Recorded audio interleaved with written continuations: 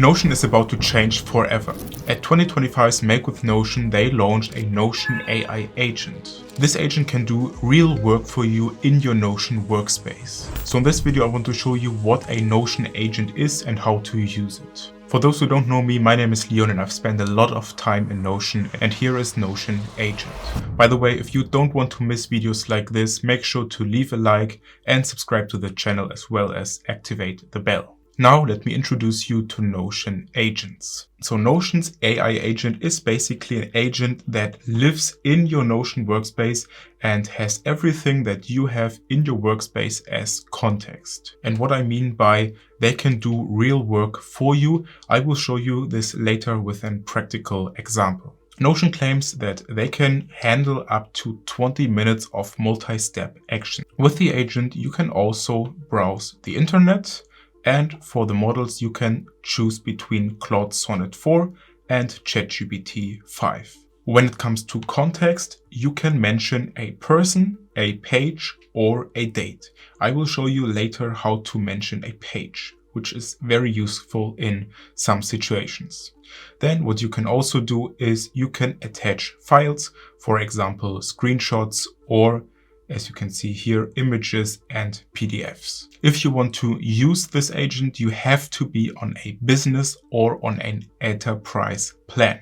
So it's only available on these two plans, and currently it's not available on mobile. So now let's configure our agent. Click on personalize, then you can give it a name. For example, in my case, Leon2.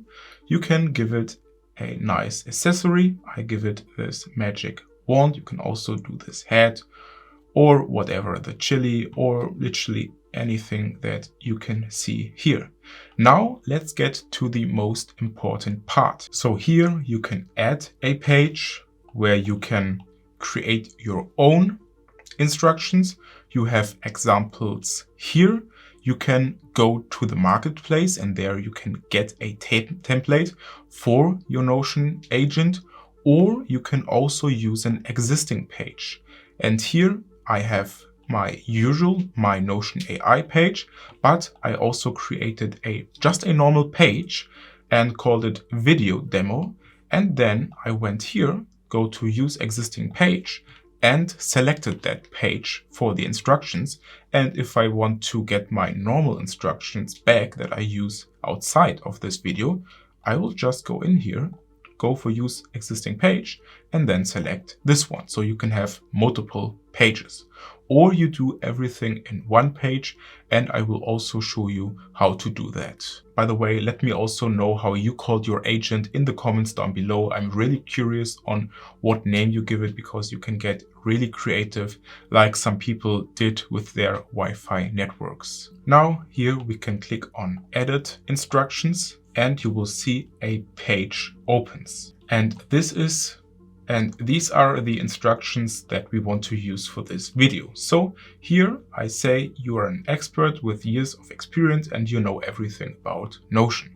So I want a generalist because, but I will also mention this at the end of this video, we only have one agent. So I wanted to do everything. Then something fun I added. I want it to always greet me with my Lord. Then, and this is something I will show you in a second, I created two modes. So two roles that my AI can slip into to help me better. Then for chat interactions, I said, please always keep your answers as short as possible, but leave nothing important out just to make it shorter. So this means I want to have everything in the answer as short as possible. But if there is something important, even though it would make the answer longer, please keep it in. So leave nothing important out. Then I said, before making changes to a page or database entry, always preview your suggestions and ask for my approval first.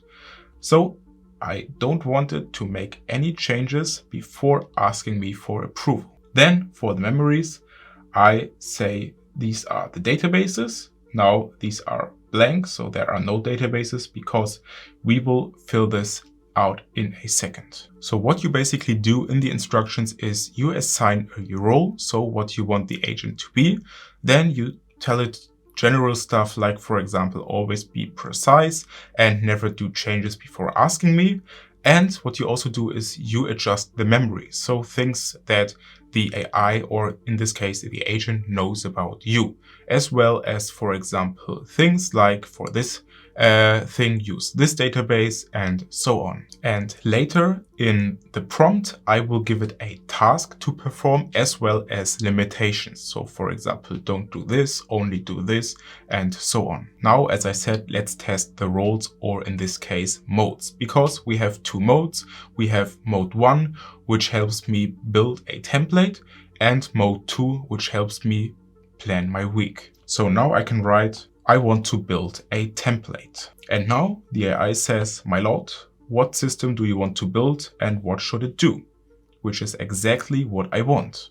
If I now write, I want to plan my week, you will see it will ask me a different question. It will ask me, my lord, how many hours to spend do you have? Which is different to this one, obviously. So there is a lot possible at the moment, but there are also some limitations or things that the AI luckily can't do.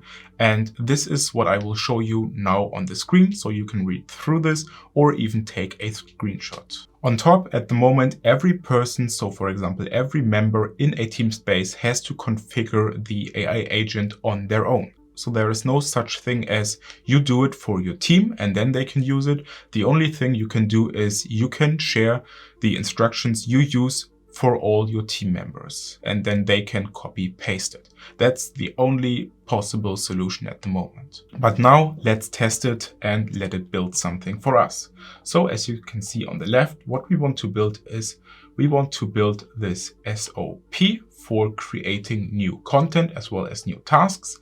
And then we want it to create these databases as well as fill in the content. So now we can give it its first prompt to let the AI agent start the work. You can now pause this video and read through this, but for now I want to send this off. Now you can see it's finished and now it asks me to proceed. I can say yes, and now the agent will start building everything. So now you can see everything got created: the page, video setup, SOP, our task database, and the content database. The only thing I can now do is I can also say it to add an icon. I can say, for example, add a camera icon to the SOP page, and then I can send this off. So now what we can do is we can go into the SOP page and insert the following text. So this is the text that we want to add, which says basically, I want to publish one video to YouTube every Sunday. First, look how many Sundays there are in the next month and add that much content pieces. So if the next month has 4 Sundays, I wanted to add 4 entries to our content database. Then I say for every video, add the following task with properties to it. And then I listed out some tasks. Then I say link every block of tasks to one content piece. So in this case, where I have 4 Sundays, it will add this 4 times and link the first block to the first video, the second one to the second video, and so on. Then I tell it one limitation. I only want to call the content entries YouTube video and the tasks only, for example, scripting or thumbnail or title. So not title and then something else, because when I tested this, it came up with various different names. So now that we have the skeleton in our memory, we had databases where we just wrote tasks go into this database and content goes into this database. Now we can update our memory and we don't have to go into the instructions. You can just write a prompt and Notion will update the memory. Now we can insert this prompt, update your memory. Now these are the databases to use for tasks and content, and we can send this off. As you can see here, it updated it and even told us that now tasks go into this database and content goes into this database. You can also do that with, for example, the language. You can tell it to give you short answers or more casual answers or something different. Now let's add content to these 2 databases based on our SOP. And this is where I will use the mentioning feature. So now we can add the following prompt. Please add new content for this month. So now we can insert this prompt. Please add new content for the next month based on, and then we can link to this where everything, how it's done, is written down, and we can only write this short prompt. Now I can send this off. So now you can see the agent gives me a preview. And if I now write yes, it will add these tasks and content pieces to the following databases. So now the agent is finished. We can go into the content database. And now you can see here we have 4 videos because the October has 4 Sundays. And we have only the name YouTube video. And if we go into the tasks database, we can see we have 1 task block for every video, which is exactly what we wanted. By the way, if you are not happy with what Notion AI created, you can always click on undo and the last action will get undone. So if I now click on undo, you can now click on confirm undo. This is for safety.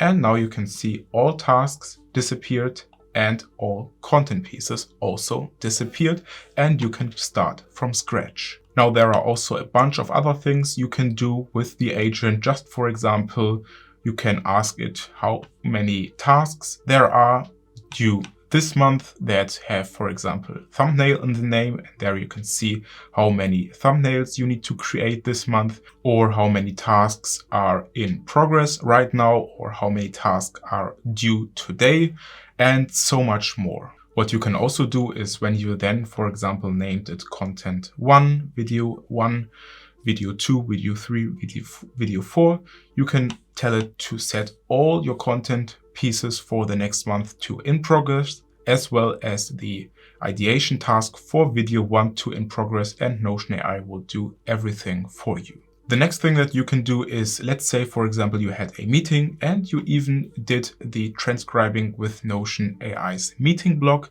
Then you can tell the agent to look into that meeting block, into the transcript, and create tasks in your task database based on what you talked about in the meeting. Now, the last thing I just want to briefly mention is the action all sources down here. And here you can do an enterprise search. You can say it to search the web as well as apps and integrations, all the sources in my workspace as well as connected apps. And here you can say, for example, it should also look through your Notion Mail, which is a new connector. It should look through your Notion Drive. And then, for example, write you something down for a new project based on everything it found about this project in your Notion workspace, in your, for example, Slack, in your Notion Mail, in your Google Drive, or anything else. So this is a very handy feature to use, and I think it's very powerful. But let me also know your use cases for this new Notion agent in the comments down below. Now I want to tell you something about the future of Notion Agent, because Notion hinted in their Make with Notion presentation that they will launch custom agents for Notion. So you will have multiple agents in your Notion workspace that run on a schedule. You can then, for example, have a weekly planning agent that is just for that use case that runs, for example, every week. Then you can have another agent that runs every day for a specific task. Now there's one thing that Notion didn't talk that much on their Make with Notion, and that is offline mode, which is a very powerful and Notion's second most anticipated feature. If you want to learn more about this, watch this video over here. Stay consistent.